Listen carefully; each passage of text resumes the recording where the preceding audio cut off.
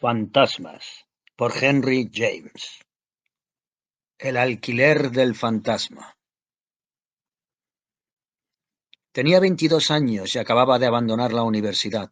Podía elegir con libertad mi carrera y la elegí sin vacilar.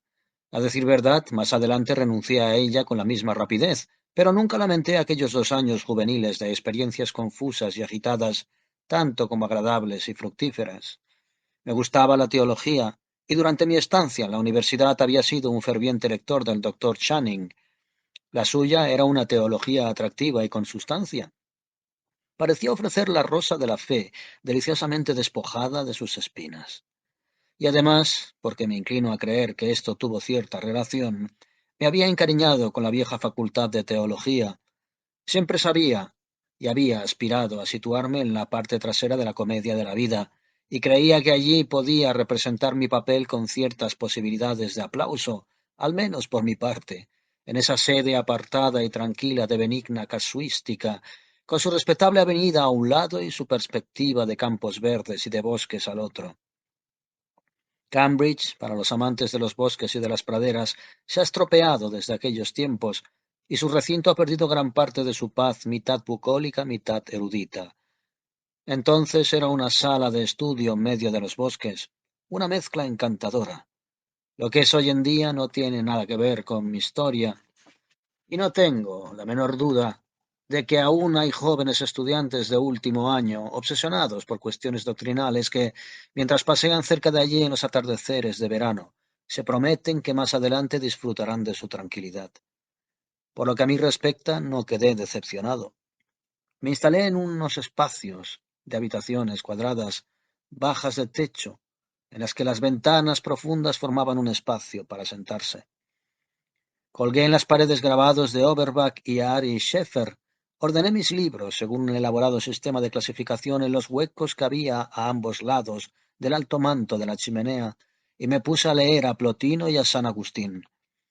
Entre mis compañeros había 2 o 3 hombres de mérito y de trato agradable, con los que de vez en cuando bebía una copa junto al fuego, y entre arriesgadas lecturas, profundas discusiones, libaciones siempre de poca importancia, y largos paseos por el campo, mi iniciación en el misterio clerical progresó de un modo bastante agradable. Con uno de mis camaradas me hice muy amigo, y pasábamos mucho tiempo juntos. Por desgracia tenía un mal crónico en una rodilla que le obligaba a llevar una vida muy sedentaria, y yo era un caminante incansable, lo cual creaba ciertas diferencias en nuestras costumbres. Normalmente me alejaba en mi deambular cotidiano, sin más compañero que mi bastón en la mano o el libro en el bolsillo, aunque siempre había tenido suficiente con estirar las piernas y respirar el aire libre y puro. Tal vez debería añadir que usar mis ojos penetrantes era un placer comparable al de cualquier compañía. Mis ojos y yo éramos muy buenos amigos. Eran observadores infatigables de todos los incidentes del camino, y mientras ellos se divirtieran y yo también, me daba por satisfecho. Lo cierto es que, gracias a su naturaleza inquisitiva, llegó a mí esta noble historia. Gran parte de los terrenos que rodean la vieja ciudad universitaria son bonitos, pero lo eran mucho más hace 30 años.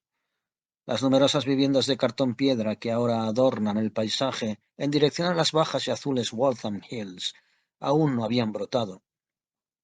No había preciosas casas que dejaran en mal lugar a los prados de poca hierba y a los jardines descuidados, juxtaposición por la cual en los últimos años ninguno de los elementos en contraste ha salido ganando. Por lo que recuerdo, ciertas veredas entonces eran más profundas y auténticamente campestres, y las casas solitarias en lo alto de largas pendientes herbosas, bajo el típico olmo que curvaba su follaje en el aire, como las espigas exteriores de una gavilla de trigo, aparecían asentadas con sus techos bien calados hasta las orejas, sin influencia alguna de los tejados franceses. Viejas campesinas, arrugadas por el tiempo, parecían, luciendo, apacibles la cofia nativa, sin soñar con sombreros altos ni con exponer sin decencia sus frentes venerables. Aquel invierno fue lo que se llama abierto. Hizo mucho frío, pero hubo poca nieve. Las carreteras eran seguras y transitables. Pocas veces me vi obligado a cancelar mis caminatas a causa del mal tiempo. Una tarde gris de diciembre me dirigí a la ciudad adyacente de Medford y cuando volvía a un paso regular, al ver el tono pálido y frío, color rosa y ámbar desleído y transparente del firmamento invernal en el ocaso, pensé en una sonrisa escéptica en los labios de una mujer hermosa. Al anochecer me encontré con un camino estrecho por el cual no había pasado nunca y creí que atajaría para llegar a mi alojamiento. Me encontraba a unas 3 millas y ya era tarde. Agradecería reducir la distancia a 2. Cogí el desvío. Anduve unos 10 minutos y me di cuenta de que el camino ofrecía un aspecto insólito. Las marcas de ruedas eran antiguas y la quietud parecía sensible de un modo peculiar. Y sin embargo, junto al camino había una casa, de manera que hasta cierto punto aquello había tenido que ser un lugar de paso. A un lado había un terraplén natural, elevado, en lo alto del cual se veía un pomar, cuyas ramas entrecruzadas hacían una inmensa tracería, negra y tosca, a través de la que podía contemplarse el poniente fríamente rosado. No tardé en llegar a la casa, y enseguida me llamó la atención. Me detuve y la observé sin saber por qué, con una vaga mezcla de curiosidad y de timidez. Era una casa como la mayoría de las del lugar, pero resultaba sin duda una bella muestra de su estilo. Se levantaba sobre un montículo verde, y a un lado se encontraba el alto olmo y en el otro la vieja tapadera negra del pozo. Era una construcción de vastas proporciones y su madera daba la impresión de solidez y de resistencia. Llevaba muchos años allí, pues las molduras de la entrada y debajo del alero, en gran parte bien talladas, me remitieron, por lo menos, a mediados o finales del siglo pasado. En ese momento debió de estar pintada de blanco, pero la ancha espalda del tiempo, recostada 100 años contra la madera, había dejado al descubierto el veteado. Detrás de la casa había unos manzanos más nudosos y fantásticos de lo habitual, y se veían en la oscuridad creciente, ajados y exhaustos. Las persianas de todas las ventanas estaban mohosas y cerradas con firmeza. Nada daba indicios de vida allí. La casa parecía inexpresiva, fría y desocupada, pero cuando me acerqué me pareció notar algo familiar, una elocuencia audible. He pensado siempre en la primera impresión que me causó aquella gris vivienda colonial como una prueba de que la inducción puede, algunas veces, ser semejante a la adivinación, porque después de todo, en apariencia, no había nada que justificara el serio razonamiento inductivo que yo había hecho. Retrocedí y crucé el camino. El último destello rojo del crepúsculo se desprendió pronto, hasta desvanecerse, y se posó un momento en la fachada, antaño plateada, de la vieja casa. Tocó con una regularidad perfecta la serie de pequeñas hojas de la ventana en forma de abanico que había sobre la puerta, y centelleó de un modo irreal. Cuando desapareció, el lugar adoptó un aspecto aún más sombrío. En aquel momento me dije con un tono de profunda convicción: en esta casa hay algún fantasma. No sé por qué, pero estaba seguro de ello. Y la idea, mientras yo no estuviera allí dentro, me causaba cierta satisfacción. Lo sugería su aspecto, y con eso me bastaba. Si me lo hubieran preguntado media hora antes, habría contestado, como correspondía a un joven que de manera explícita cultivaba un criterio burlón de lo sobrenatural, que tales cosas no existen, que no hay casas encantadas. Pero la que tenía ante mí daba un sentido vivo a aquellas palabras vacías. Allí había una maldición espiritual. Cuanto más la observaba, mayor parecía el secreto que escondía. Di una vuelta por los alrededores y traté de mirar al interior, aquí y allá, a través de alguna rendija entre las persianas, y obtuve una satisfacción pueril al empuñar el pomo del vestíbulo y tratar de hacerlo girar. Si la puerta hubiera cedido, ¿habría entrado? ¿Habría penetrado en aquella polvorienta oscuridad? Por fortuna no tuve que poner a prueba mi audacia. La puerta era increíblemente sólida y no pude ni siquiera sacudirla. Al fin me alejé de la casa, volviéndome de vez en cuando para mirarla. Continué mi camino y después de andar más trecho de lo esperado llegué a la carretera. A cierta distancia del punto en el cual salía el largo sendero que he mencionado, había una edificación pequeña y de aspecto acogedor, que podría, según mi criterio, ponerse como modelo de casa no encantada, que no ocultaba secretos siniestros y que disfrutaba de una floreciente prosperidad. Pintada de blanco, se la distinguía en la oscuridad, y se veía el porche cubierto por una parra, a la que se le había añadido paja para el invierno. Frente a la puerta había un viejo coche de un caballo, ocupado por 2 visitantes que se iban. El vehículo se puso en marcha y a través de las ventanas sin cortinas vi una sala iluminada por una lámpara y una mesa con el servicio de té preparado como agasajo a los visitantes que acababan de partir. La dueña de la casa los había acompañado hasta el umbral de la puerta. Permaneció allí unos momentos después de que el coche desapareciese entre chirridos, para ver cómo se alejaban, y de paso echarme una mirada inquisitiva mientras yo avanzaba en la penumbra. Era una mujer joven y bien parecida, de ojos penetrantes. Me atreví a detenerme para hablar con ella. ¿Podría usted decirme de quién es esa casa a una milla de aquí más o menos? La única que hay. Me miró un momento y me pareció que se ruborizaba. Nuestra gente no va nunca por ese camino, dijo. Pero es un atajo para ir a Medford, contesté. Sacudió la cabeza con levedad. Tal vez sea un atajo, pero en todo caso no lo usamos. Aquello era interesante. Una próspera ama de casa americana había de tener sus buenas razones para no aprovechar ese ahorro de tiempo. Pero usted al menos la conoce, pregunté. Bueno, la he visto. ¿De quién es? La mujer rió y desvió la mirada como si supiera que para un forastero sus palabras podrían sonar a superstición campesina.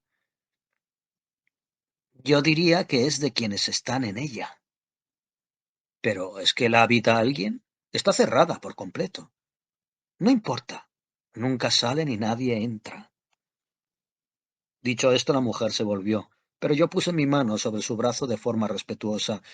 ¿Quiere decir que la casa tiene fantasmas? Se apartó con las mejillas coloradas, se llevó un dedo a los labios y se metió corriendo en la casa, de cuyas ventanas un momento después corría las cortinas. Durante unos días pensé mucho en esa pequeña aventura, pero me dio cierta satisfacción mantenerla en secreto. Si había fantasmas en la casa, era inútil revelar mis pensamientos, y resultaba agradable apurar la copa del terror, sin ayuda de nadie. Resolví pasar otra vez por aquel camino, y una semana más tarde, era el último día del año, volvía sobre mis pasos. Me aproximé a la casa por la dirección opuesta, y me encontré enfrente casi a la misma hora que la otra vez. Oscurecía. El cielo estaba gris, el viento aullaba sobre la tierra dura y pelada, y formaba lentos remolinos con las hojas ennegrecidas por el frío. Allí estaba la melancólica mansión, atrayendo a su alrededor, al parecer, el crepúsculo invernal para enmascararse en él inescrutablemente.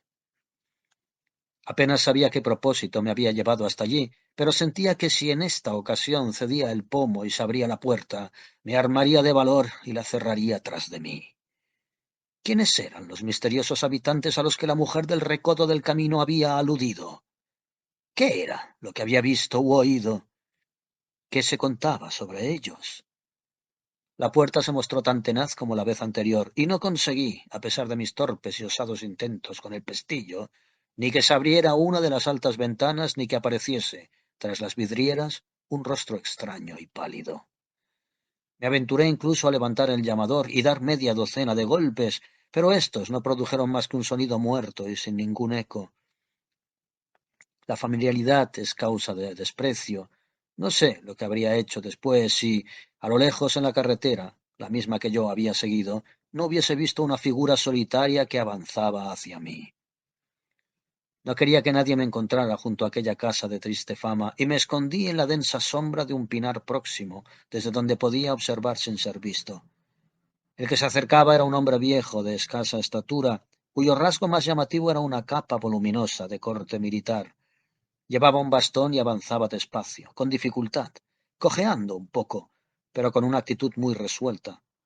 Dejó la carretera, siguió su marcha por el camino señalado por los surcos de las ruedas y se detuvo a pocas yardas de la casa. La observó con mirada fija y escrutadora, como si contara las ventanas o examinase ciertas señales familiares. Luego se quitó el sombrero y se inclinó, de una manera lenta y solemne, como si se tratase de una reverencia. Mientras se mantuvo descubierto, pude echarle una buena ojeada.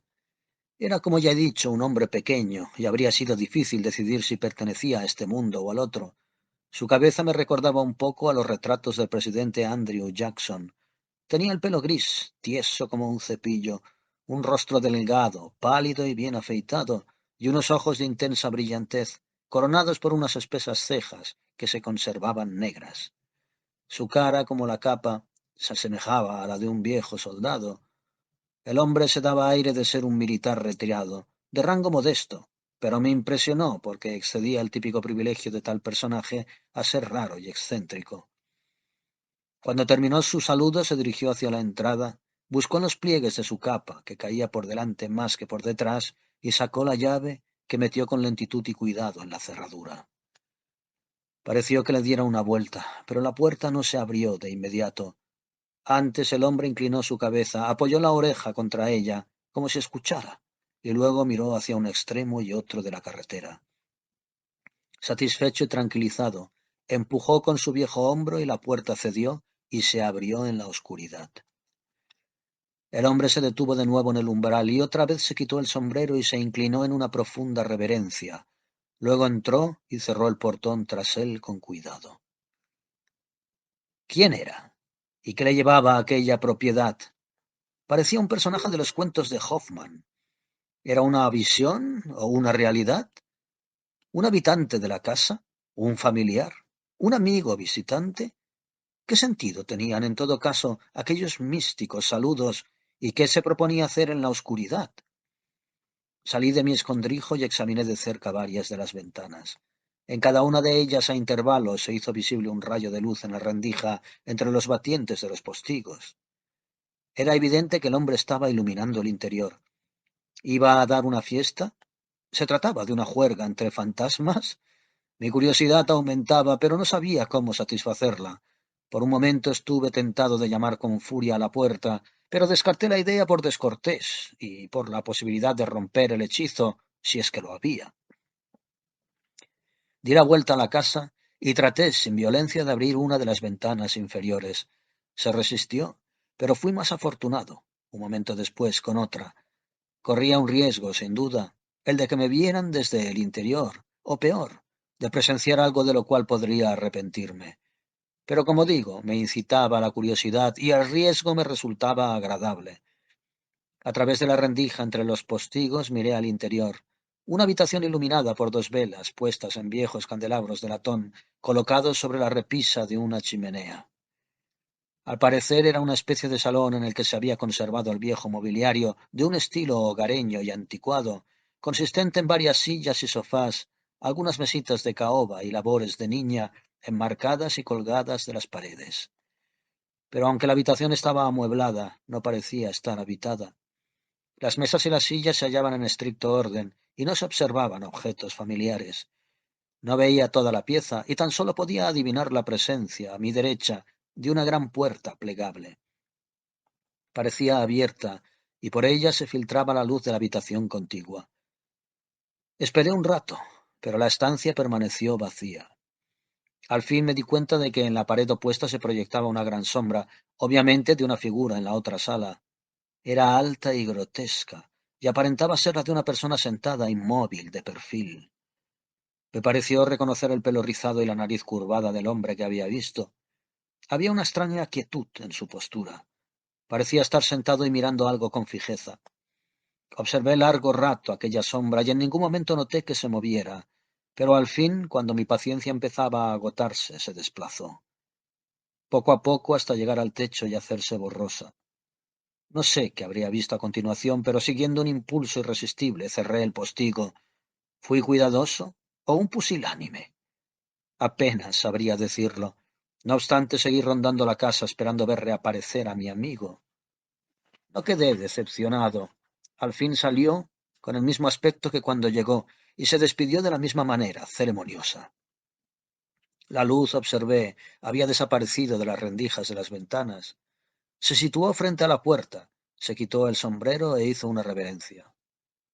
Cuando se volvió sentí la necesidad de preguntarle mil cosas, pero lo dejé marchar en paz.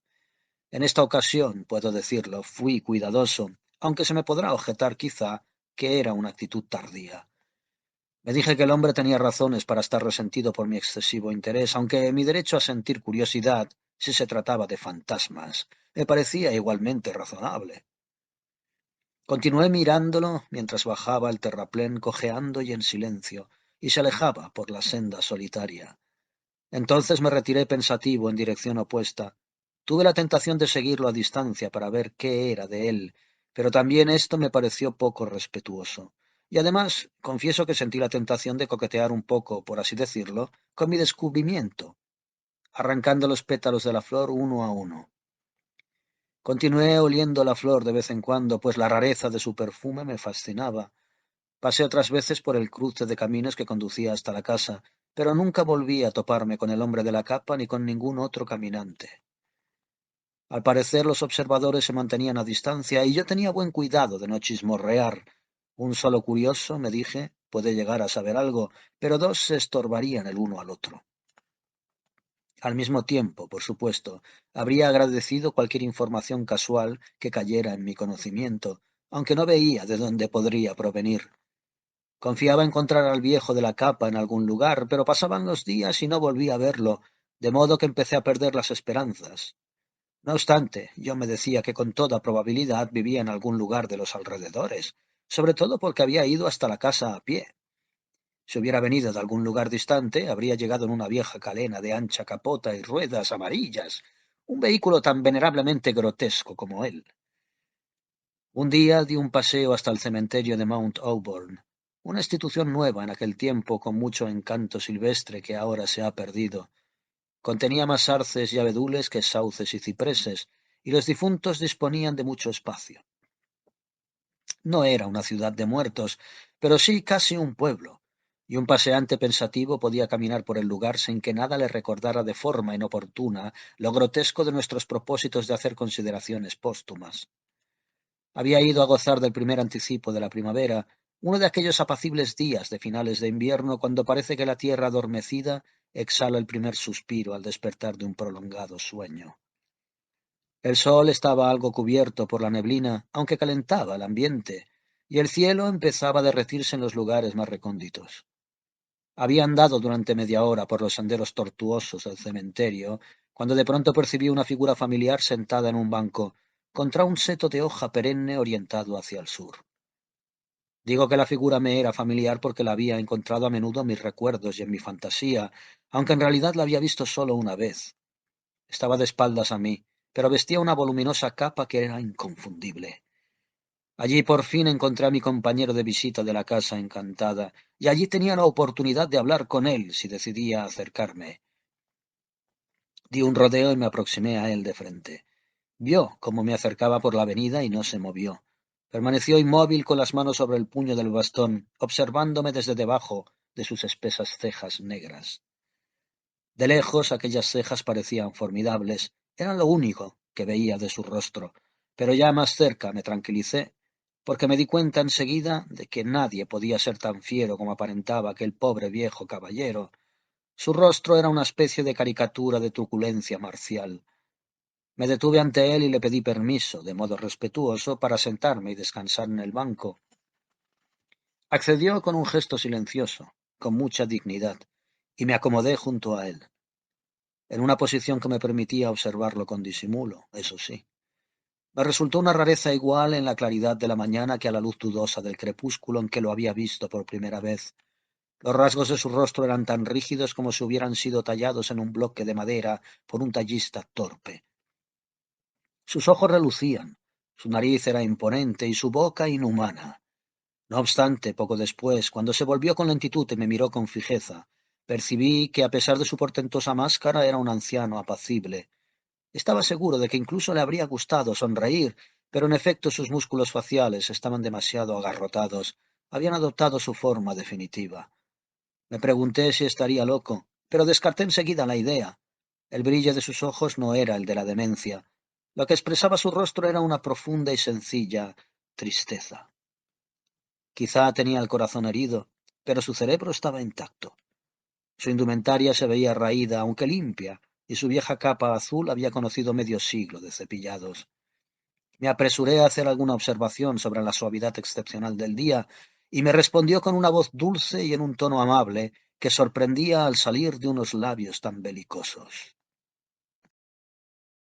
Este es un lugar muy agradable, dijo. Me gusta pasear por los cementerios, respondí de forma deliberada, felicitándome por iniciar un tema que podría conducir a algo. Me sentí estimulado.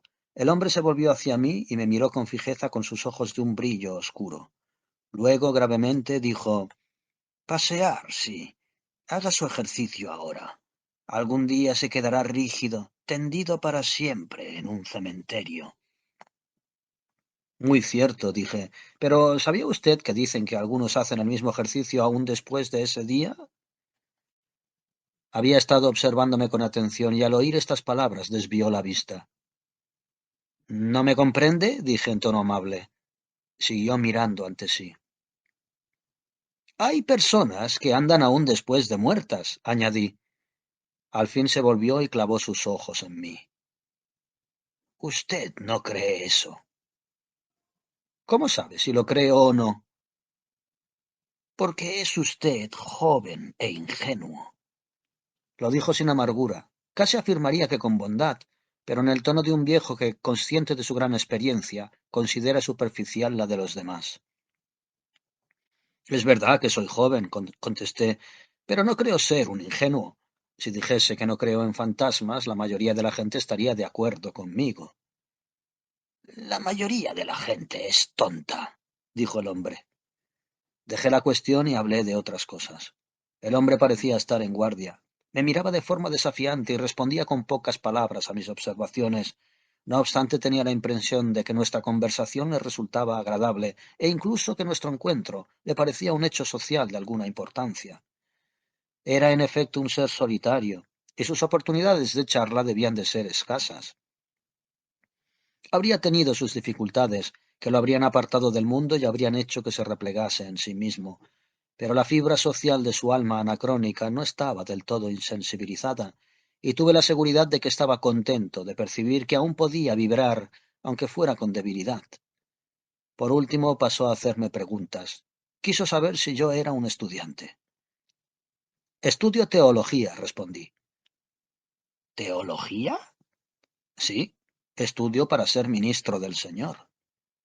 Al oír esto me contempló con curiosa intensidad, pero después apartó de nuevo la mirada.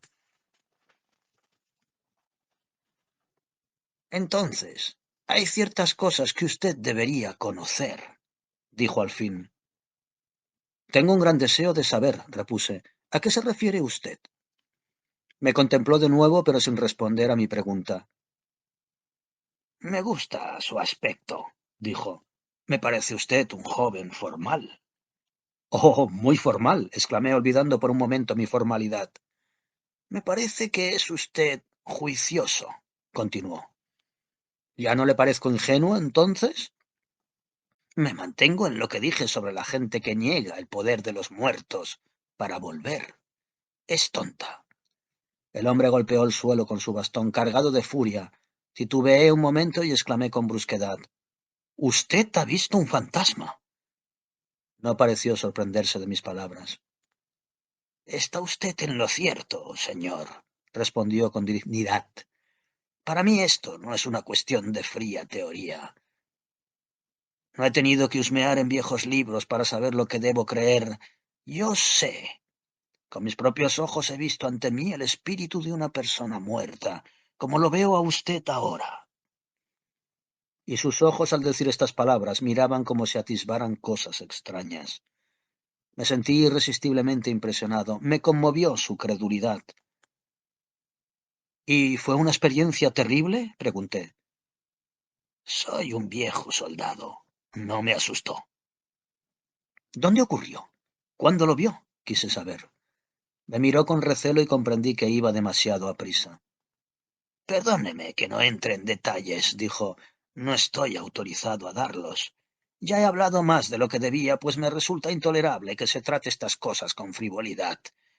En el futuro recuerde que ha conocido usted a un viejo hombre honesto que le ha dicho bajo palabra de honor que ha visto a un fantasma. Y se levantó como si considerase que ya había contado suficiente. Reserva, timidez, orgullo, el temor a que me riera de él, quizá el recuerdo de ciertas ocasiones en las que habría sido objeto de burla. Todo esto quizá pesaba en su ánimo, pero sospeché que por otra parte le había soltado la lengua, la locuacidad propia de la vejez, sentirse solo, la necesidad de comprensión y también tal vez la amistad que había tenido la generosidad de demostrarme. En efecto, habría sido una imprudencia presionarlo, pero esperaba verlo otra vez. Para dar mayor peso a mis palabras, agregó, permítame que le diga mi nombre. Capitán Daimon, señor. He servido muchos años. Espero tener el placer de volver a encontrarlo, dije. Lo mismo le digo, señor. Y blandiendo el bastón en un gesto que pretendía amenazador, pero en realidad era amistoso, se marchó caminando de forma embarada. Pregunté a 2 o 3 personas que seleccioné de forma discreta si sabían algo del capitán Daimon, y ninguna de ellas me aclaró nada. De pronto me di una palmada en la frente y tratándome de idiota, recordé que había descuidado una fuente de información a la cual nunca había recurrido en vano. La excelente mujer en cuya mesa habitualmente comía y que dispensaba su hospitalidad a estudiantes a tanto la semana, tenía una hermana tan buena como ella y de conversación más variada. Esta hermana, conocida con el nombre de señorita Débora, era una solterona en toda la acepción de la palabra. Era deforme y nunca salía de casa. Pasaba el día sentada junto a la ventana entre una jaula de pájaros y una maceta con flores, cosiendo pequeños artículos de lencería, misteriosas cintas y volantes. Me aseguraron que era una exquisita costurera y que su trabajo era muy apreciado. A pesar de su deformidad y de su aislamiento, tenía una cara pequeña, lozana y redonda, y una imperturbable serenidad de espíritu. Era ingeniosa y muy observadora, y disfrutaba con una conversación amistosa. Nada le gustaba tanto como que uno, en especial si se trataba de un estudiante de teología, tomara una silla y se sentase a su lado, junto a la ventana soleada, para una charla de 20 minutos. Bueno, señor, solía decir, ¿cuál es la última monstruosidad de la crítica bíblica? Porque solía fingirse horrorizada por las tendencias racionalistas de la época, pero tenía su pequeña filosofía inexorable, y estoy convencido de que era una racionalista con un espíritu más agudo que ninguno de nosotros, y de que, si se lo hubiera propuesto, habría planteado cuestiones que desconcertarían a la mayoría de estudiantes. Su ventana dominaba toda la villa, o más bien todo el país. Todas las noticias llegaban a su conocimiento mientras cantaba, con su débil voz cascada, sentada en su baja mecedora. Era la primera en enterarse de todo y la última en olvidarlo. Se sabía al dedillo todos los chismes del pueblo, y lo sabía todo de gente que nunca había visto. Cuando le preguntaba cómo sabía tantas cosas, ella solo respondía, «Oh, yo observo». Y una vez me dijo, «Observe con atención, y no importa dónde se encuentre usted. Puede estar encerrado en un armario, a oscuras. Todo lo que se necesita es empezar con algo. Una cosa lleva a la otra y todas las cosas están relacionadas. Enciérreme en un armario y al poco rato notaré que unas partes están más oscuras que otras. Después de esto, deme tiempo. Le diré que cenará esta noche el presidente de los Estados Unidos». Una vez le solté un cumplido. Su observación es tan fina como su aguja y sus palabras tan seguras como sus puntadas. Por supuesto, la señorita Débora tenía noticias del capitán Daimon. Años atrás había hablado mucho de él, pero había sobrevivido al escándalo relacionado con su nombre. ¿Qué escándalo fue ese?, pregunté. Mató a su hija. ¿La mató? ¿Cómo? Oh, no con una pistola, ni con un puñal, ni con una dosis de arsénico, con su lengua. Y que luego me hablen de la lengua de las mujeres. Le echó una maldición, con un juramento horrible, y la chica murió. ¿Qué había hecho su hija? Había recibido la visita de un joven que la quería con pasión y a quien él había prohibido entrar en la casa. «La casa», exclamé. «Ah, sí, una casa de campo, a 2 o 3 millas de aquí, en un cruce de caminos, en un lugar solitario». «Ah, usted sabe algo de la casa». «Un poco», contesté. «La he visto, pero me gustaría que me contara usted algo más». Pero la señorita Débora se mostró insólitamente poco propicia a la comunicación. «No me llamará usted supersticiosa, ¿verdad?», dijo. «¿A usted? Usted es la quinta esencia de la razón pura». «Bueno, Cada hilo tiene su defecto, cada aguja su puntito de óxido. Preferiría no hablar de esa casa. No sabe usted cómo excita mi curiosidad. Lo siento por usted, pero me pondría muy nerviosa. ¿Qué daño puede hacerle a usted hablarme de la casa? A una amiga mía le hizo daño. Miss Débora asintió con la cabeza de forma rotunda. ¿Qué había hecho su amiga? Me había contado el secreto del capitán Diamond, que él le había revelado con mucho misterio. En otros tiempos había sido un antiguo amor y se lo confió. Le rogó que no se lo dijera a nadie y le aseguró que si lo hacía, le sucedería algo terrible. ¿Y qué le pasó? Murió. Bueno, todos somos mortales, repuse yo. ¿Su amiga le había hecho alguna promesa?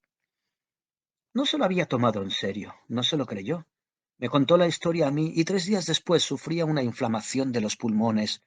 Un mes más tarde, sentada donde estoy ahora, cosía su mortaja. Desde entonces no he desvelado a nadie lo que ella me dijo. ¿Se trataba de algo extraño? Sí, sí, pero también ridículo. Es algo que puede hacer que uno se estremezca, pero a la vez puede resultar divertido. Pero no se preocupe por mí. Estoy segura de que si se lo contara, me pincharía al momento con una aguja y al cabo de una semana moriría de tétanos. Me retiré y no le insistí más, pero cada 2 o 3 días después de almorzar, iba a su casa y me sentaba un rato junto a su mecedora. No hice ninguna otra alusión al capitán Diamond. Permanecía callado mientras ella recortaba cintas con las tijeras. Por fin un día me dijo que parecía enfermo, que me veía pálido. Me estoy muriendo de curiosidad, dije. He perdido el apetito. Hoy ni siquiera he comido. Acuérdese de la esposa de Barba Azul, me dijo la señorita Débora. Lo mismo puede uno morir de una estocada que de hambre, contesté. No añadió nada más y yo me levanté. Hice un gesto melodramático y me dispuso a marcharme. Cuando estaba ya en la puerta me llamó y me señaló la silla que acababa de dejar. Nunca he tenido el corazón duro, dijo. Siéntese, y si hemos de morir, al menos moriremos juntos. Y entonces en pocas palabras me contó lo que sabía del secreto del capitán Diamond. Era un hombre de carácter iracundo, y aunque quería mucho a su hija, su voluntad era ley. Había escogido un esposo para ella y se lo había comunicado. La madre había muerto y vivían los dos solos. La casa formaba parte de la dote matrimonial de la señora Diamond. Tengo entendido que el capitán no tenía ni un céntimo. Después del casamiento se habían instalado en la casa y el capitán se dedicaba a trabajar la tierra. El enamorado de la chica era un joven de Boston, con patillas. Una noche el capitán los sorprendió juntos. Agarró al muchacho por el cuello y lanzó una terrible maldición contra la hija. El joven gritó que era su esposa. El capitán le preguntó a su hija si eso era cierto, y ella contestó que no. Entonces el capitán, aún más enfurecido, repitió la maldición, le dijo que se fuera de casa y la repudió. La chica se desmayó y el padre, furioso, se marchó. Unas horas más tarde regresó y encontró la casa desocupada. Sobre la mesa había una nota del joven, en la cual acusaba al capitán de haber matado a su propia hija, e insistía en que era su esposa, por lo que reclamaba el derecho a enterrar su cadáver. Se lo había llevado en un carruaje. El capitán Diamond le escribió una carta afirmando que no creía que su hija hubiera muerto, pero que en todo caso para él así sería. Una semana más tarde, en mitad de la noche, se le apareció el fantasma de su hija. Entonces, supongo, quedó convencido. El espíritu reapareció varias veces y por último acabó presentándose con regularidad. El viejo se sentía incómodo porque con el tiempo su ira se había calmado y se había transformado en pena. Decidió dejar la casa y trató de venderla o de alquilarla, pero se había extendido el rumor de las apariciones de su hija que otras personas ya habían visto. La casa tenía mala fama y resultaba difícil deshacerse de ella, pero era con la granja la única propiedad del hombre. No tenía otros medios de subsistencia. Si no podía vivir en ella ni podía alquilarla, estaba condenado a subsistir de la mendicidad. Pero el fantasma se mostraba implacable, como en su día se había mostrado él mismo. Se resistió durante 6 meses, pero al fin sucumbió. Se puso su vieja capa azul, recogió sus cosas y se dispuso a vagar de un lado a otro para mendigar su pan. Entonces el fantasma se ablandó y le propuso un trato. Déjame la propiedad, le dijo. La quiero para mí. Vete a otro lugar. Pero como no tienes otros medios para vivir, seré tu inquilina, ya que no consigues a nadie más. Te pagaré un alquiler. Y el fantasma fijó una cantidad. El capitán aceptó y cada trimestre va a cobrar el alquiler. Me reí de esta historia, pero confieso que me había impresionado porque confirmaba lo que yo había observado. ¿Acaso no había presenciado una de esas visitas trimestrales del capitán? No lo había visto por muy poco, mirando cómo su inquilino espectral contaba el dinero y cómo él se retiraba en la oscuridad con una pequeña bolsa de moneda escondida en los pliegues de su capa. No le conté a la señorita Débora ninguno de mis pensamientos, porque estaba resuelto a que mis observaciones tuvieran una continuación, y me prometí el placer de narrarle mi historia cuando estuviera del todo madura. ¿No tiene el capitán Diamond ningún otro medio de vida conocido? Ninguno. No trabaja y el fantasma lo mantiene. Una casa en la que se aparecen los muertos es una propiedad muy valiosa. ¿Con qué moneda paga el fantasma? En buenas monedas americanas, de oro y plata, con una sola peculiaridad, que todas las piezas son de fecha anterior a la muerte de la chica. Resulta una curiosa mezcla de materia y espíritu. ¿El fantasma se muestra generoso? ¿Paga un alquiler elevado? Tengo entendido que el viejo vive con dignidad y que tiene su pipa y sus tragos. Alquiló una pequeña casa junto al río. La puerta da a la calle y tiene un pequeño jardín. Allí pasa los días, al cuidado de una mujer de color. Hace algunos años solía pasear bastante. Era una figura conocida en la villa, y mucha gente estaba al tanto de su leyenda. Pero desde hace poco se ha retirado en su caparazón y los curiosos se han olvidado de él. Supongo que el hombre chochea ya, pero estoy segura, confío, añadió la señorita Débora a modo de conclusión, en que no sobreviviría mucho más tiempo debido a sus facultades o a su dificultad para caminar, porque, si no recuerdo mal, una parte del trato era que debía ir en persona a cobrar el alquiler.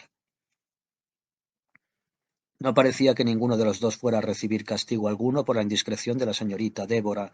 Continué viéndola día tras día, cantando inclinada sobre su labor tan activa como de costumbre. En cuanto a mí, proseguí con audacia mis pesquisas. Fui más de una vez al cementerio, pero mis esperanzas de encontrar allí al capitán Diamond quedaron defraudadas. Pero existía una posibilidad que tal vez podría compensar mi decepción. Deduje sagaz que el viejo visitaba la casa el último día de cada trimestre. La primera vez que lo había visto fue el 31 de diciembre, y me parecía probable, por consiguiente, que volvería allí el 31 de marzo. Se aproximaba la fecha. Al fin llegó. Acudí tarde a la casa, dando por supuesto que la hora de la cita era la del crepúsculo. No me equivoqué. Hacía un rato que rondaba por los alrededores como si yo mismo fuera un fantasma, cuando el hombre apareció de la misma manera que en la ocasión anterior y con la misma indumentaria. De nuevo me escondí y observé cómo procedía al mismo ceremonial. Aparecieron las luces, una tras otra, en la rendija de cada ventana, entre los postigos, y yo abrí aquella que había cedido a mi curiosidad 3 meses antes. De nuevo vi la gran sombra en la pared, inmóvil y solemne, pero no vi nada más. El viejo salió por fin. Hizo sus fantásticos saludos ante la casa y desapareció en la oscuridad. Un día, transcurrido más de un mes, volví a encontrarlo en el cementerio de Mount Auburn. El aire estaba lleno de las voces de la primavera. Los pájaros habían regresado y gorjeaban acerca de sus viajes del invierno, y una suave brisa de poniente murmuraba entre el crudo verdor. El viejo estaba sentado al sol, todavía envuelto en su capa enorme, y me reconoció en cuanto me acerqué a él. Hizo una inclinación de cabeza como si fuera un gran señor oriental que diera la señal para mi decapitación, pero era evidente que estaba contento de verme. Le he buscado a usted aquí más de una vez, le dije. No viene usted a menudo. ¿Qué quiere usted de mí? Preguntó. Disfrutar de su conversación. Fue un placer charlar con usted el otro día. ¿Me encuentra usted divertido? Interesante. ¿Le parezco un chiflado? Chiflado, mi querido señor, protesté. Soy el hombre más cuerdo de este lugar. Ya sé que eso es lo que dicen todos los locos, pero en general no pueden probarlo y yo sí puedo. Lo creo, le dije, pero tengo curiosidad por cómo se puede probar tal cosa. Calló por unos momentos. Se lo explicaré. Una vez, sin pretenderlo, cometí un crimen, y ahora pago el castigo con mi vida entera. Afronto los hechos como son, sabiendo a la perfección lo que eso significa. Nunca he tratado de esquivar mi pena, no he pedido que me dispensen de ella, y tampoco he huido. El castigo es terrible, pero lo he aceptado. He sido un filósofo. Si fuera católico me habría hecho monje y habría dedicado el resto de mi vida al ayuno y a la oración. Pero eso no es un castigo, es una evasión. Pude haberme suicidado. Pude haberme vuelto loco. No, no hice nada de eso. Me limité a enfrentarme a los hechos, afronté las consecuencias. Como le dije, son terribles. Las soporto 4 veces al año en días determinados y así lo haré mientras viva. No tengo otra cosa que hacer. Es asunto mío. Ese es mi pasatiempo, porque así es como me he tomado la cosa. Hay que ser razonable. Admirable, exclamé, pero me deja usted lleno de curiosidad y de compasión. Sobre todo de curiosidad, me replicó con astucia. Bueno, si yo supiera con exactitud lo que sufre usted, mi compasión sería mayor. Le estoy muy agradecido, pero no necesito su compasión, que no me serviría de nada. Le diré a usted algo, pero no en mi interés, sino en el suyo. El anciano hizo una pausa y echó una mirada a su alrededor, para asegurarse de que ningún curioso le oía. ¿Estudia usted aún teología? Me preguntó. Sí, respondí, quizá con una sombra de irritación. Es algo que no puede aprenderse en 6 meses. Así lo creo, sobre todo porque no tienen ustedes para estudiar más que sus libros. ¿Conoce usted el proverbio que dice, un grano de experiencia vale más que una libra de preceptos? Soy un gran teólogo. Ah, veo que es usted un hombre experimentado, murmuré en un tono comprensivo. Usted ha leído sobre la inmortalidad del alma. Ha estudiado a Jonathan Edwards y al doctor Hopkins, quienes apelando a la lógica y citando capítulos y versículos de la Biblia, determinaron que era verdad. Pero yo lo he visto con mis propios ojos. Lo he tocado con estas manos. El anciano levantó sus viejos y rugosos puños y los agitó con furia. Esto vale mucho más, pero lo he pagado caro. Es mejor que lo aprenda usted en los libros. Por supuesto, así lo hará. Es usted un buen muchacho. Nunca tendrá un crimen sobre su conciencia. Le contesté con fatuidad juvenil, que esperaba con toda seguridad tener mi parte de pasiones humanas, aunque era un buen muchacho y futuro doctor en teología. Ah, pero es usted agradable y además tiene un carácter tranquilo, como lo tengo yo ahora. Pero en otro tiempo fui brutal, demasiado brutal. Debería usted saber cómo son esas cosas. Maté a mi propia hija. ¿A su hija? Provoqué su desmayo y la dejé morir. No me ahorcaron por ello, pues no la maté con mis manos, sino con mis palabras, falsas y reprobables, y ahí está la gran diferencia. Vivimos regidos por una gran ley. Sí, señor. Puedo asegurarle que su alma es inmortal. Tengo una cita con ella 4 veces al año, y entonces recibo mi lección. ¿Nunca le ha perdonado? Me ha perdonado como perdonan los ángeles, y eso es lo que no puedo soportar. Su mirada dulce y tranquila. Casi preferiría que me clavase un cuchillo en el corazón y hurgase en él. Oh, señor, señor, señor. El capitán Diamond inclinó la cabeza sobre el puño de su bastón y apoyó la frente sobre sus manos cruzadas. Me sentí impresionado y conmovido, y por un momento me pareció que su actitud invitaba a nuevas preguntas. Antes de que me aventurara a averiguar algo más, se levantó con lentitud y se envolvió en su vieja capa. No estaba acostumbrado a hablar de sus penas y los recuerdos le abrumaban. Debo seguir mi camino, me dijo, y me veo obligado a caminar muy despacio. Es posible que nos veamos otra vez. Oh, ya soy muy viejo, contestó, y esto está muy lejos para que me anime a volver. Tengo que reservar mis fuerzas. A veces me paso un mes seguido sentado en una silla fumando mi pipa, pero me gustaría verle de nuevo. Se detuvo y me dirigió una mirada terrible y bondadosa a la vez. Es posible que algún día me alegre encontrar a un alma joven y pura. Si consigo hacerme un amigo, algo habré ganado. ¿Cómo se llama usted? Llevaba en mi bolsillo un volumen de los pensamientos de Pascal, en cuya guarda había escrito mi nombre y mi dirección. Lo saqué y se lo di a mi viejo amigo. Me gustaría que se quedara usted este pequeño libro, le dije. Es uno de mis favoritos y le dirá algo acerca de mí. Lo tomó y le dio un par de vueltas en las manos. Luego me dirigió una mirada de gratitud. No soy un gran lector, pero no voy a rechazar el primer regalo que me hacen desde mi infortunio. Y el último. Muchas gracias, señor. Con el pequeño libro en sus manos, echó a andar. Y yo me quedé imaginando al hombre sentado en su sillón durante semanas mientras fumaba su pipa. No volví a verle, pero esperaba mi oportunidad, y el último día de junio, al término de otro trimestre, consideré que había llegado. En junio oscurece muy tarde y yo empezaba a impacientarme. Al fin, al anochecer de un agradable día de verano, volví a la casa del capitán Diamond. Todo estaba verde a su alrededor, excepto la huerta en la parte trasera, pero su perpetua tristeza era tan impresionante como cuando la había visto bajo el cielo de diciembre.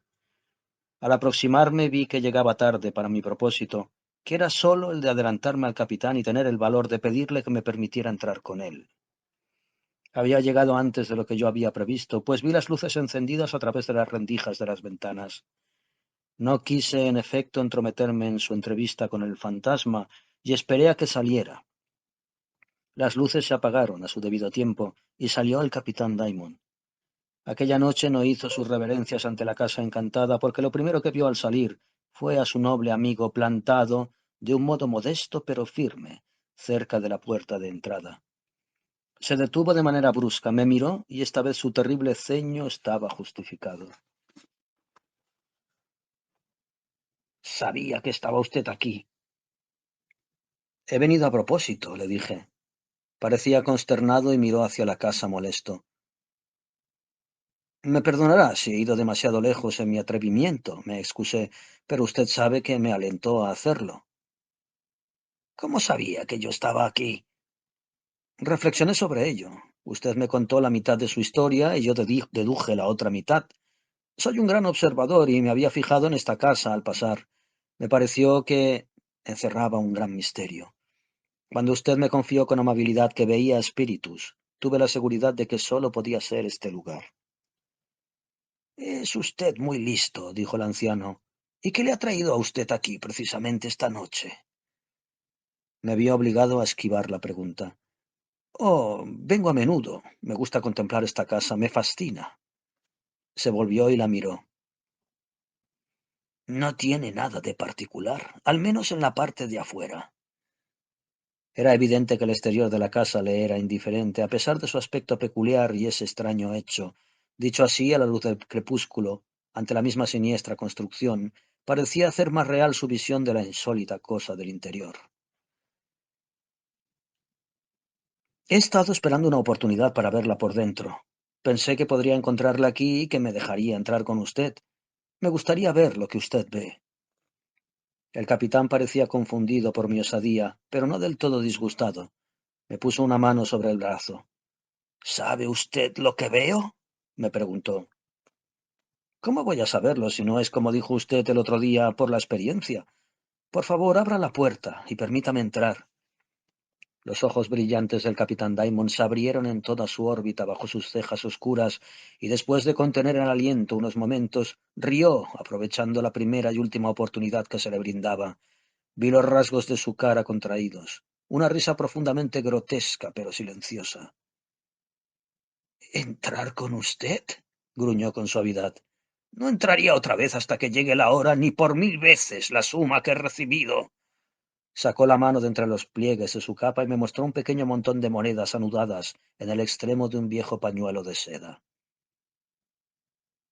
Cumplo mi trato, no menos, pero tampoco más. Pero la primera vez que tuve el gusto de hablar con usted me dijo que la cosa no era tan terrible. Tampoco ahora digo que sea tan terrible, pero es muy desagradable.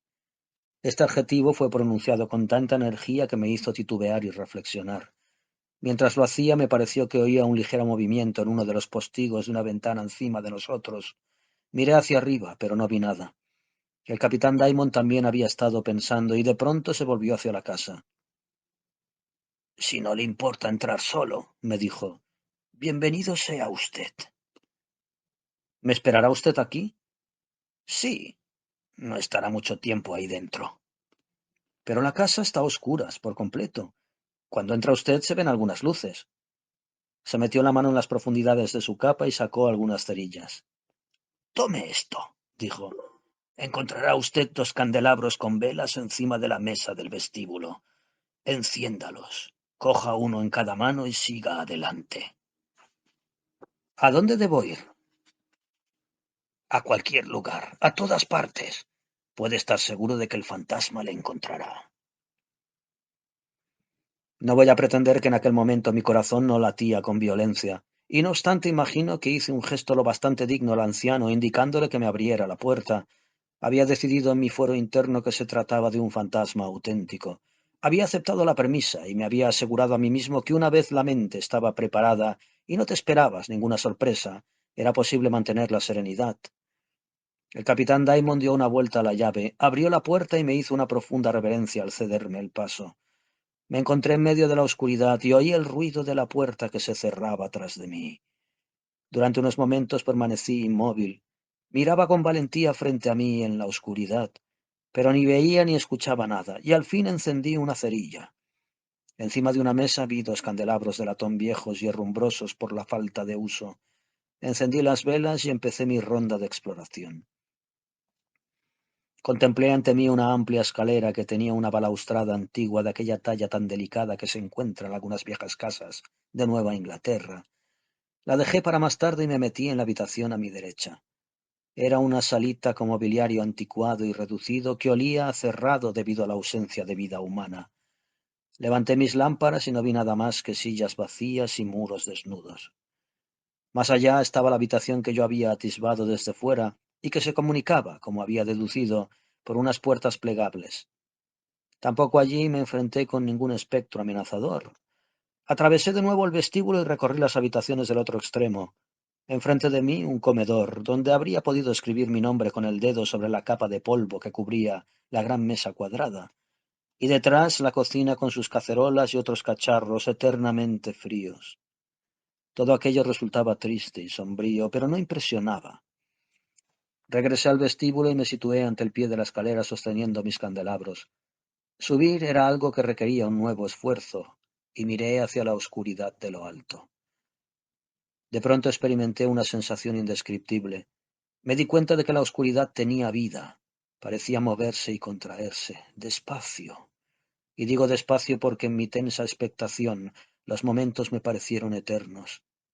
Tomó la forma de una figura grande y definida que avanzó y se detuvo en lo alto de la escalera.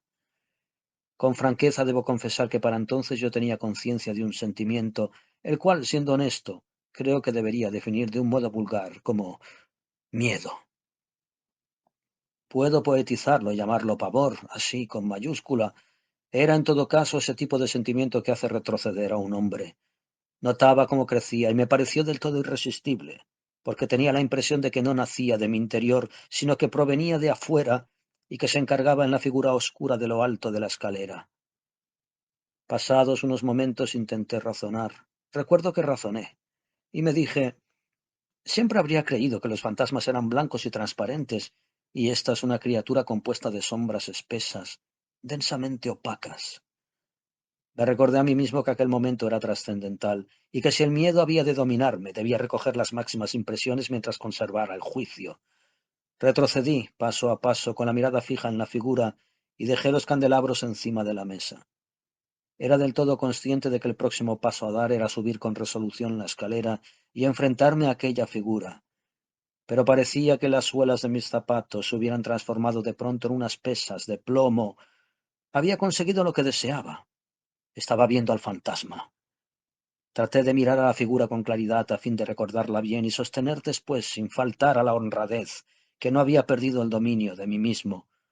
Llegué a preguntarme cuánto tiempo se suponía que debía estar mirando y cuándo podría retirarme sin que ello afectase a mi honor. Todo esto, como es natural, pasó por mi mente con extrema rapidez, pues la figura oscura se movió de nuevo. Aparecieron dos blancas manos de aquella masa vertical y se elevaron con lentitud hasta lo que parecía ser el nivel de la cabeza. Allí se juntaron en la zona de la cara, luego se separaron y dejaron al descubierto un rostro. Era confuso, blanco, extraño, fantasmal en todos los sentidos. Me miró durante unos instantes y después una de las manos se levantó otra vez, despacio, y se movió hacia adelante y atrás. Había algo singular en aquel gesto que me parecía denotar resentimiento y al mismo tiempo me despedía. Y no obstante, era una especie de movimiento trivial y familiar. Esa sensación de familiaridad por parte de la presencia fantasmal no había entrado en mis cálculos y no me resultó grato. Estuve de acuerdo con el capitán Daimon en que aquello era muy desagradable. Deseaba batirme en una retirada ordenada y, si era posible, airosa. Quise hacerlo con gallardía y me pareció que lo mejor sería apagar las luces. Me volví, y así lo hice, con cuidado, y luego me dirigí a tientas hacia la puerta y la abrí. La luz del exterior, aunque casi extinta, se adentró por un momento, jugueteó con las polvorientas profundidades de la casa y me mostró aquella sombra sólida. De pie en la hierba, inclinado sobre su bastón, bajo las estrellas titilantes, encontré al capitán Daimon, quien me miró con dureza por unos momentos, pero no me hizo pregunta alguna. Luego se aproximó a la puerta y la cerró. Cumplida esta ceremonia, procedió a la otra. Hizo su reverencia como un sacerdote ante un altar, y sin prestarme más atención, se fue. Unos días más tarde, interrumpí mis estudios y me fui para pasar mis vacaciones de verano. Estuve ausente unas semanas durante las cuales dispuse de bastante tiempo libre para reflexionar sobre mis impresiones en cuanto a lo sobrenatural. Me satisfizo comprobar que no me había sentido aterrorizado de forma innoble, ni había huido asustado, ni me había desmayado, sino que había procedido con dignidad. No obstante, me sentí en efecto más cómodo cuando puse 30 millas entre mí y la escena de mi proeza, y durante mucho tiempo continué prefiriendo la luz del día a la oscuridad. Mis nervios se habían visto muy alterados y tuve conciencia de ello cuando, bajo la influencia del aire soporífero de la costa, mi excitación empezó poco a poco a desvanecerse. A medida que me relajaba, intenté adoptar una actitud racional sobre mi experiencia. Era evidente, yo había visto algo, que no se trataba de una fantasía, pero ¿qué era lo que había visto? Lamenté entonces no haber sido más osado y no haberme aproximado más a la aparición y examinarla con más minuciosidad. Sin embargo, es muy fácil hablar. Yo había hecho tanto como cualquier hombre en mis circunstancias se habría atrevido a hacer. Fue en realidad una imposibilidad lo que me impidió avanzar. ¿No era esta paralización de mis facultades en sí misma una influencia sobrenatural? No necesariamente, tal vez, porque si uno acepta la visión de un fantasma, aunque falso, como tal puede asombrar tanto como uno verdadero. Pero, ¿por qué había yo aceptado con tanta facilidad el fantasma negro que movía su mano? ¿Por qué ese mismo fantasma se había impresionado tanto al verme? Sin lugar a discusión, fuera verdadero o falso, era un fantasma muy inteligente. Yo habría preferido, y mucho, que hubiera sido auténtico.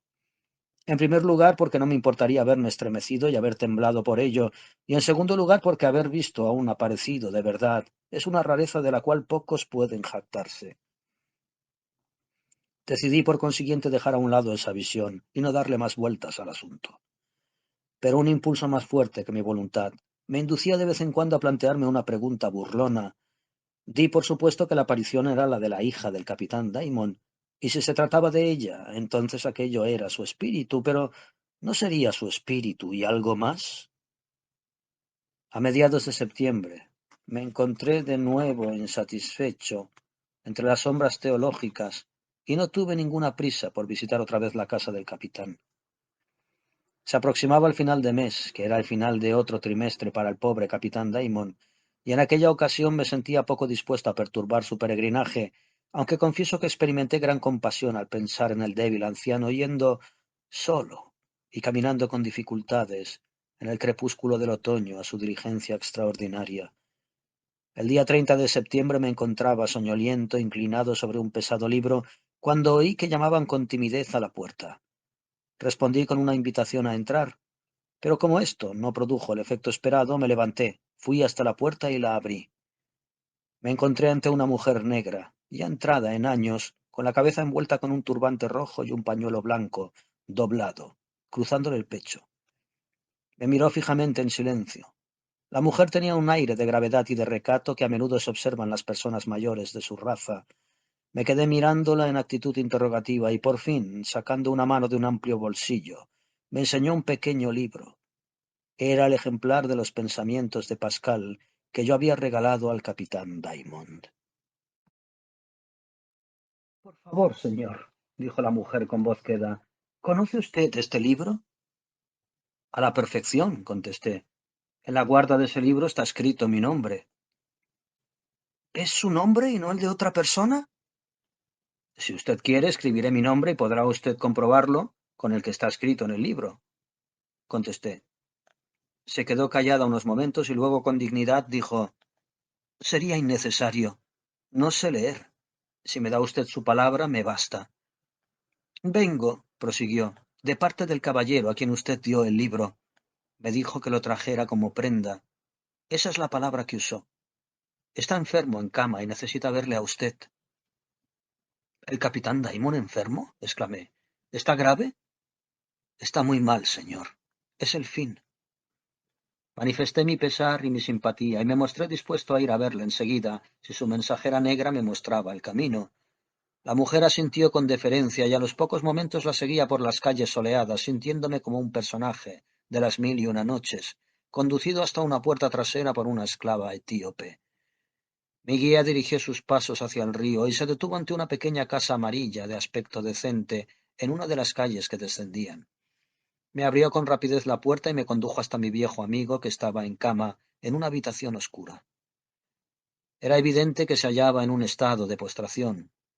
Estaba con la espalda recostada contra la almohada, mirando ante sí, con su cabello erizado más tieso que nunca, y con sus ojos intensamente brillantes y oscuros, afectados por la fiebre. El apartamento era modesto, y estaba muy limpio, y pensé que mi guía de piel morena era una fiel sirviente. El capitán Diamond, tendido rígido y pálido entre sus blancas sábanas, parecía una figura tallada con rudeza en la cubierta de una tumba gótica. Me miró en silencio, y mi acompañante se retiró y nos dejó a solas. Si es usted, dijo por fin el capitán. Es usted aquel joven bondadoso. No me equivoco, ¿verdad? Espero que no. Creo que soy un buen muchacho y siento mucho que se encuentre usted enfermo. ¿Qué puedo hacer por usted? Me encuentro mal, muy mal. Me duelen todos mis viejos huesos, contestó el hombre que trató de volverse hacia mí, gimiendo con grandes muestras de dolor. Le pregunté sobre el carácter de su enfermedad y sobre el tiempo que llevaba en la cama, pero apenas me hizo caso. Parecía estar impaciente por hablarme de algo. Me agarró por una manga, me atrajo hacia sí y murmuró con precipitación. Usted sabe que ha llegado mi hora. Oh, espero que no, dije, interpretando mal sus palabras. Estoy seguro de que no tardaré en verle de nuevo en pie. Solo Dios lo sabe, pero no me refería a mi muerte. Lo que pretendo decirles es que hoy vence mi trimestre para el alquiler de la casa. Es el día de pago. Así es, pero usted no puede ir. No puedo ir. Es terrible. Perderé mi dinero y aunque estuviera muriéndome, lo necesito de todos modos. Tengo que pagar al médico y quiero que me entierren como a un hombre respetable. ¿Es esta noche? Pregunté. Esta noche, a la puesta de sol, exactamente. Tumbado en la cama me miraba, y yo a mi vez le miraba a él, y de pronto comprendí por qué me había hecho llamar. En cuanto se me ocurrió, rechacé la idea de inmediato, pero supongo que debí mostrarme imperturbable, porque el hombre continuó hablando en el mismo tono. No puedo perder ese dinero. Tiene que ir otra persona. Le pedí a Belinda que fuera, pero no quiere ni oír hablar de ello. ¿Cree usted que le pagaría el dinero a otra persona? Podemos intentarlo, al menos. Nunca he faltado antes y no lo sé. pero si usted le dice que estoy muy enfermo, que me duelen todos los huesos, que me estoy muriendo, tal vez confíe en usted. Mi hija no querrá que me muera de hambre. Entonces, ¿quiere que vaya en su lugar? Usted ya ha estado allí otra vez. Ya sabe lo que es eso. ¿Acaso está asustado? Titubeé. Deme 3 minutos para reflexionar, le contesté, y se lo diré. Dejé vagar mi mirada por la habitación y observé varios objetos que delataban la desgastada y decente pobreza de su ocupante. Escasos, viejos y usados, me dieron la impresión de que lanzaban un mundo llamamiento a mi piedad y a mi determinación. El capitán Diamond continuó con voz débil. Creo que confiará en usted, al igual que yo. A ella le gustará su rostro, verá que no hay malas intenciones en él. Tiene que darle $133, ni más ni menos. Haga lo posible para guardarlos en lugar seguro. Sí, dije al fin. Iré. Y en lo que de mí dependa, creo que tendrá usted su dinero esta noche hacia las 9. El hombre se mostró muy aliviado. Me tomó la mano y la oprimió sin fuerzas. No tardé en retirarme. Durante el curso del día traté de no pensar en la prueba que me esperaba aquella noche, pero como es natural era incapaz de pensar en otra cosa. No voy a negar que me sentía nervioso, de hecho estaba muy alterado, y pasé el tiempo deseando por una parte que el misterio no fuera tan profundo como parecía, y por otra que no resultase demasiado superficial. Las horas transcurrieron con lentitud, pero por la tarde, en cuanto se inició el crepúsculo, salí de casa para ir a cumplir mi misión. En el camino me detuve en la modesta vivienda del capitán Diamond para preguntarle cómo se encontraba y recibir las últimas instrucciones que quisiera darme. La anciana negra, grave e inescrutablemente pálida, en respuesta a mi pregunta, dijo que el capitán se encontraba muy mal. Había empeorado desde la mañana. Debe usted darse prisa si quiere regresar antes de que el capitán muera. Una mirada me convenció de que estaba enterada de mi planeada expedición, aunque en su pupila negra y opaca no vi ninguna luz que la traicionara. Pero, ¿por qué cree que el capitán Diamond morirá pronto? Es verdad que parece estar muy débil, pero no veo síntomas determinados de enfermedad. Su enfermedad es la vejez, dijo la mujer a modo de sentencia. Pero no es tan viejo como eso. Tendrá 67 o 68 años, a lo sumo. La mujer calló por un momento.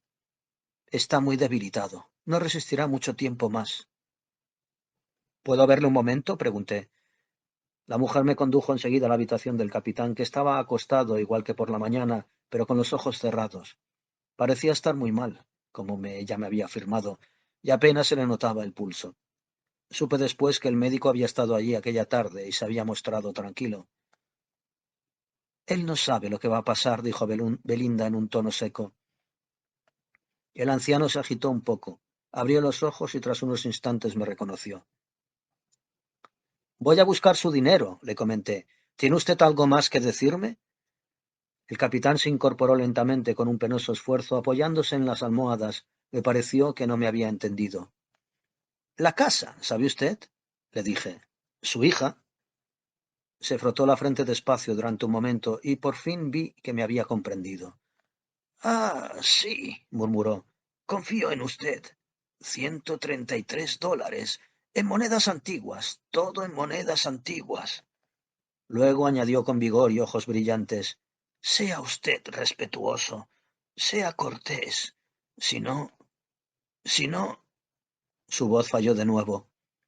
Claro que lo seré, afirmé con una sonrisa casi forzada. Pero si no, ¿qué? Si no, lo sabré, dijo el anciano con solemnidad. Dicho esto, se hundió en la cama y cerró los ojos. Me fui y continué mi marcha a un paso resuelto. Cuando llegué a la casa hice una inclinación propiciatoria emulando al capitán Diamond. Había calculado mi caminata para poder entrar sin dilación. Ya había caído la noche. Di una vuelta a la llave, abrí la puerta, entré y cerré tras de mí. Prendí una cerilla y vi los 2 candelabros que había usado la vez anterior encima de la mesa próxima a la entrada. Los encendí, los cogí y entré en el salón. Estaba vacío, y aunque esperé un rato, siguió tan vacío como antes. Pasé a las otras habitaciones de la misma planta y ninguna imagen oscura me salió al paso. Por fin volví al vestíbulo y estuve contemplando la posibilidad de subir la escalera, que había sido la escena de mi desconcierto, y me aproximé a ella con recelo. Al llegar al pie me detuve, apoyé mi mano en la balaustrada y miré hacia arriba. Me sentía en extremo expectante y mi expectación estaba justificada. Poco a poco en la oscuridad de la planta superior empezó a tomar forma la figura oscura que había visto la vez anterior. No era una ilusión, se trataba de una figura y era la misma. Le di tiempo para que se definiera por sí misma y observé que se detenía y miraba hacia mí. Tenía la cara oculta. Entonces, y de forma deliberada, levanté la voz y dije: «Vengo en lugar del capitán Daimon a petición suya. Está muy enfermo y no puede abandonar la cama. Le pide encarecidamente que me pague a mí el dinero. Se lo llevaré de inmediato». La figura permaneció quieta sin hacer el menor gesto. «El capitán Daimon habría venido si pudiera moverse», añadí en un tono de súplica, «pero está incapacitado». Al llegar a este punto la figura se quitó con lentitud el velo de la cara y mostró una máscara blanca confusa. Luego empezó a descender la escalera. Por instinto me eché hacia atrás, retirándome hacia la puerta de la sala que tenía delante. Con mis ojos fijos en la aparición retrocedí hasta atravesar el umbral. Entonces me detuve en el centro de la habitación y dejé los candelabros. La figura avanzó. Me pareció que era la de una mujer alta, vestida con vaporosos crespones negros. Cuando estuvo cerca me di cuenta de que tenía un rostro humano, aunque muy pálido y triste. Estuvimos unos momentos mirándonos el uno al otro. Mi agitación se había calmado por completo. Tan solo tenía mucho interés. ¿Mi padre está enfermo de gravedad?, preguntó la aparición. Al sonido de su voz, suave, trémula y perfectamente humana, di un paso adelante y sentí que mi excitación renacía.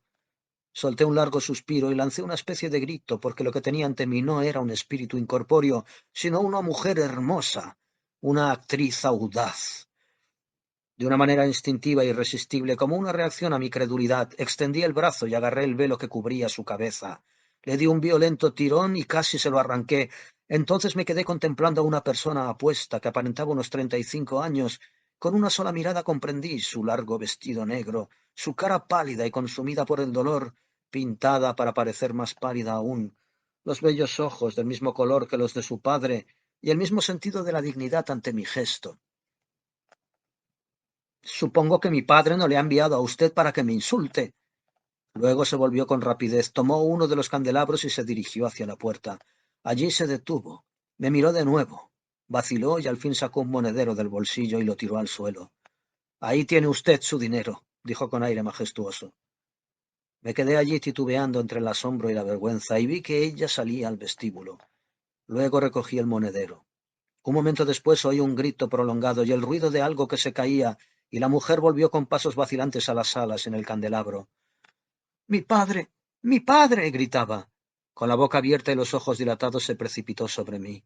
«¿Su padre? ¿Dónde?», pregunté. «En el vestíbulo, al pie de las escaleras». Di un paso para ir a ver, pero ella me agarró de un brazo. «Va vestido de blanco», seguía gritando. «En camisa». «Su padre está en casa, en cama, muy enfermo», respondí. Me miró con fijeza, con ojos escrutadores. «¿Muriéndose?» Espero que no», balbucí. La mujer prorrumpió en un largo gemido y se cubrió la cara con ambas manos. «¡Oh, Dios mío! ¡He visto su fantasma!», gritaba. No me soltaba el brazo y parecía demasiado asustada para dejarme. «¿Su fantasma?», repetí sorprendido. «Es el castigo por mi larga locura», continuó diciendo. «Ah», dije yo, «es el castigo por mi indiscreción, por mi violencia». «Sáqueme de aquí, sáqueme», gritaba ella, todavía agarrada a mí. «No por allí, no, por allí no, por piedad», añadió al ver que yo me dirigía hacia el vestíbulo y la puerta delantera. «Por la puerta de atrás». Y cogiendo otras velas de encima de la mesa, me condujo a través de la habitación contigua hacia la parte trasera de la casa.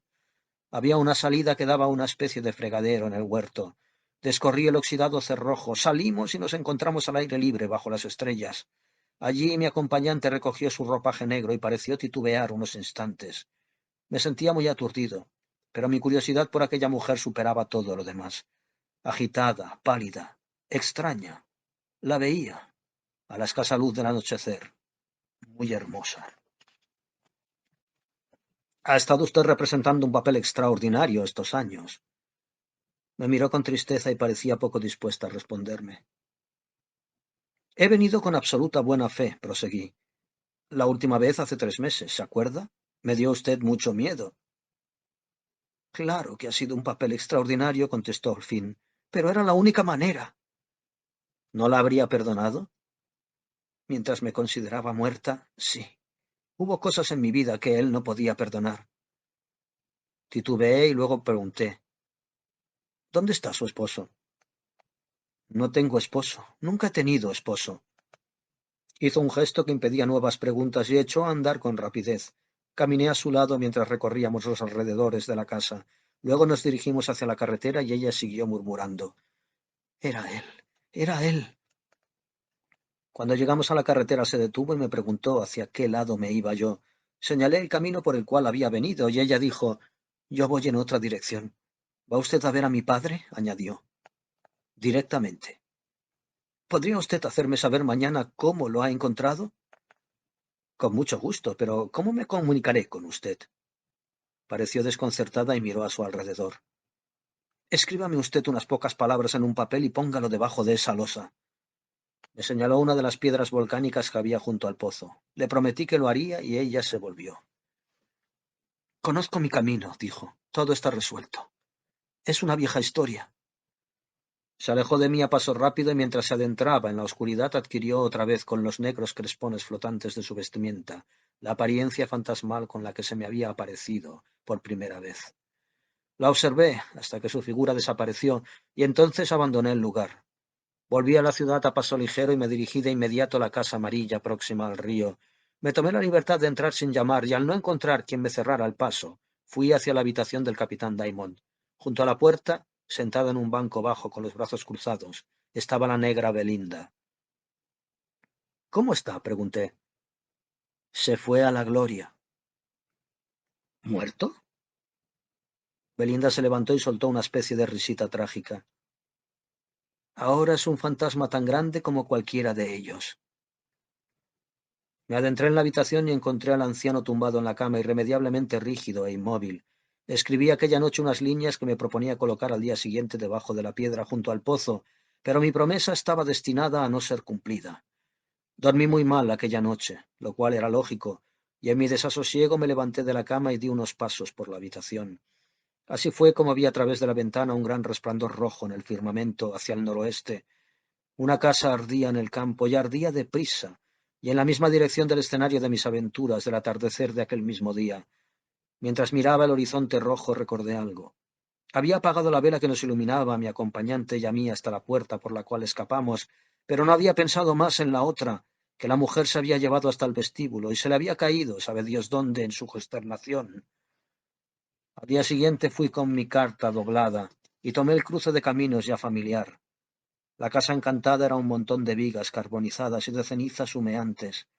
Los pocos vecinos que habían tenido la audacia de desafiar lo que debieron de considerar como un fuego prendido por el diablo, habían quitado la tapa del pozo. Buscando agua, las piedras sueltas habían sido desplazadas por completo y la tierra había sido pisoteada hasta producir varios charcos.